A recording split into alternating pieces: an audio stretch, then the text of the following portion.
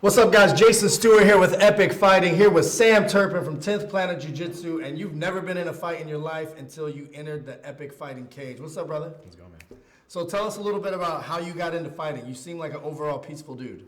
I am. Yeah. Like you said, I've never been in a fight before until I fought Kyle Stockdale at was Epic 47. And tell the people who didn't see that fight how the fight went. It was a fucking hard fight, man. That dude's wrestling is really nice, and that's the weakest part of my game. I've been shoring that up. But yeah, he put the pressure on me, and that's if you're fighting me, that's probably going to be your game plan, because I operate really well with space. So once people start taking that away, it makes it difficult to fight how I like to fight.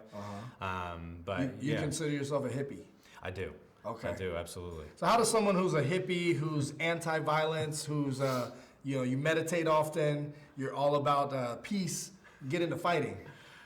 It's still beautiful, you know what I mean? Even though it's a violent thing and it's an ugly thing, I think that you can find a lot of beauty in it, you know. And you know, I grew up watching like Jackie Chan films and shit like that, you know. And the way that dude moves always impressed me. And that's something else you said. You don't consider yourself a fighter? No. I think I'm a martial artist, and this is a proving ground to show how that my martial arts works. You know, eventually I want to coach. Did you just always want to do martial arts and you jumped into an MMA gym, or did you have experience beforehand? No, so I started taking a 4-credit judo class at San Diego State University.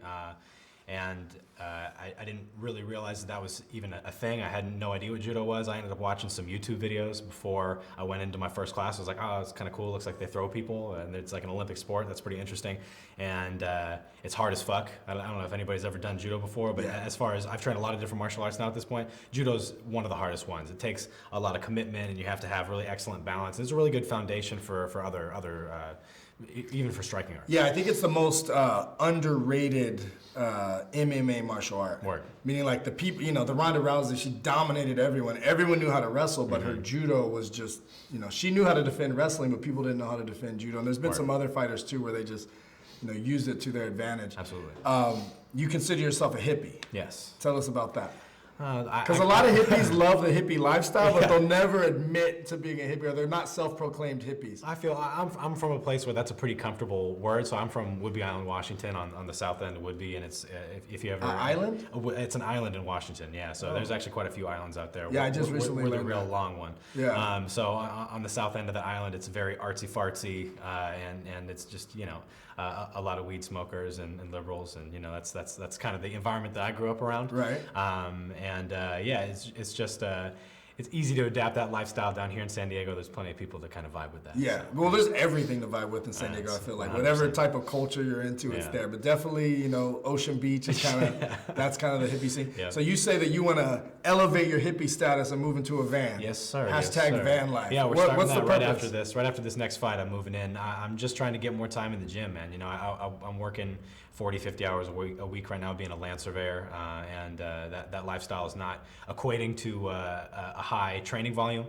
So I'm just trying to get into the gym more, and I'm trying to keep leveling up, man. You know, Land surveyor sounds like a good job. You're college educated. You have a degree. Not in land surveying, but yeah, no, it's a great gig, and it's actually something I did with my dad. My dad's a professional land surveyor in Washington. It's actually the first thing I ever did as a job.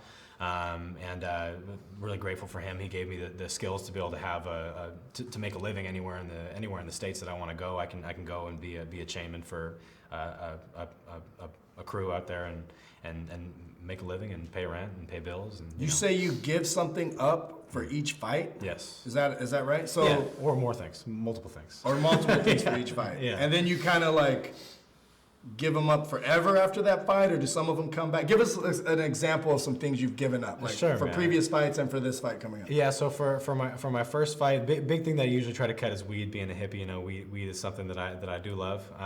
So it's if I. So can you cut cut it that down. out before each fight, like during training camp? Yeah. What's yeah. a training camp for you? 6 weeks, 8 weeks? That depends, dude. I fucking took the last fight on 10 days notice, you know. So it just depends on how much time you guys give me. I had almost 6 weeks for this fight. So you're like, can you tell me usual. about the fight last minute so I don't have to give up weed for so long next time?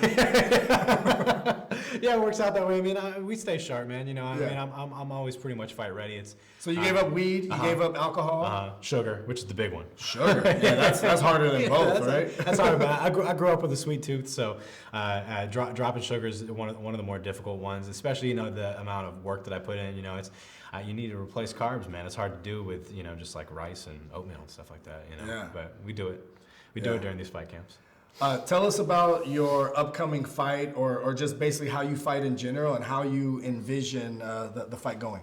Or man, you know, I like to consider myself a striker. Obviously, I'm at 10th Planet San Diego, so the jiu-jitsu is always getting better every day, and I roll with killers. So it's not a low point in my game, you know. And even the wrestling, like I said, I'm shoring that up. It's getting better. But I like to consider myself a striker, and if you look at it, it looks kind of like karate kickboxing.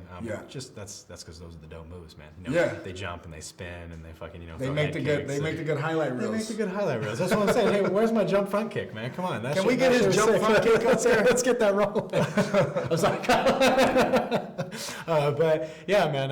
That's I just try to put on fucking exciting fights, and that's how I know how. You know what I mean? Yeah. Hopefully, I'm gonna be getting some finishes coming up soon, man. I put in a lot of work to get those head kick setups, and you know, I'm trying to make it look beautiful, like I said, dude. Anything you want to tell your fans and future fans? Shit, man. Watch out for your boy. The head kick KOs are coming. I promise. Yeah. May 20th, epicfighting.com. Get your tickets. If you want to watch the pay-per-view, we're going to have the link on the same website. And check us out on Instagram at Epic Fighting. And check out your boy Sam. Thank you, brother. Appreciate you. Woo! Are we still going live? Oh, let's get the next fighter up here. All right. Thank you, Jason. Appreciate you, man. Boom. All right, what are we going to talk about? You want the sunglasses on, or you want to show the logo? Tony Ferguson. Thanks, guys. Tony Ferguson? Okay.